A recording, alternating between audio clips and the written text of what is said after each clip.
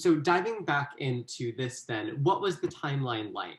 I read that you met on March 23rd. Is that right? Yep. And then how soon until the first phone call? When did it start getting serious? Give me the lowdown. Adrian's way better at dates and timelines than me. This is the woman who insists we celebrate monthly anniversaries. Everything. So this is yours to answer. I screenshotted. I'm like, okay, this is when this happened, and this is. I love receipts. Someday I need to know this, and this is why I do month anniversaries, because I'm like, okay, I don't want to forget. So I want to keep things fresh. I want to keep things exciting. So that's why the 23rd always sticks out. And down to the time too. Like we messaged, it was probably like 9:47 or something on March 23rd. And that was literally the day that Michigan, we went into quarantine lockdown. So it's an unforgettable day, kind of. But yeah, so I would say probably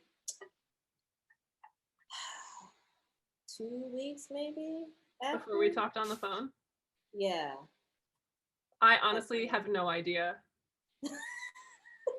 Well, I kept trying to I was trying to get more. So as a moderator and what I do when profiling people, because I know the games, because I know what people do, I kept doing little things, asking questions, sending videos like, hey, send me a video back. Like after the very first night we talked, I sent a morning video, hey, how you doing? So she knew I was real, hoping for the same back. And she didn't. I'm like,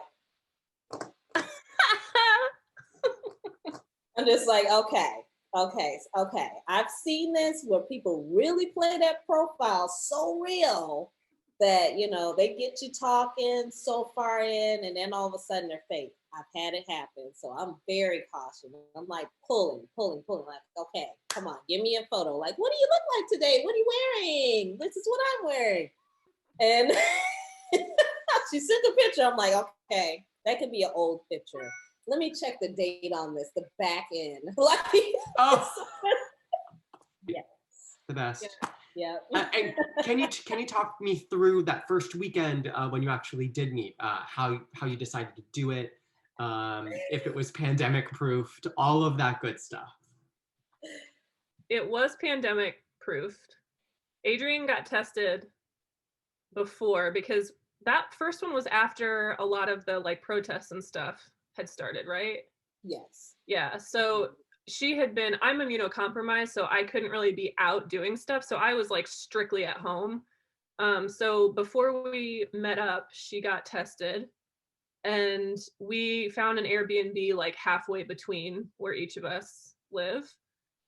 So we just went to the Airbnb. It was like in the middle of nowhere.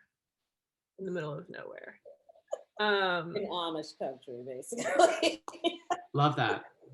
And the people whose like house was attached to like the air, because it was like an above the garage like apartment thing, had like 12 kids and like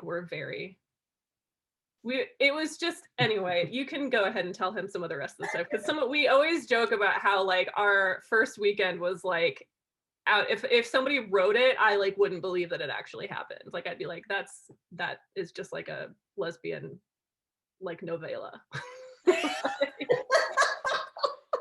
So it's true.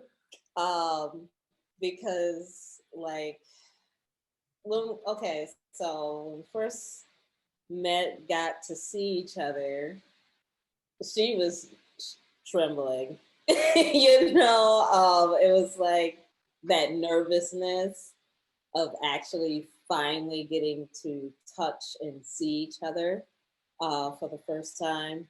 And, to me, it was like I had this confidence, I was excited.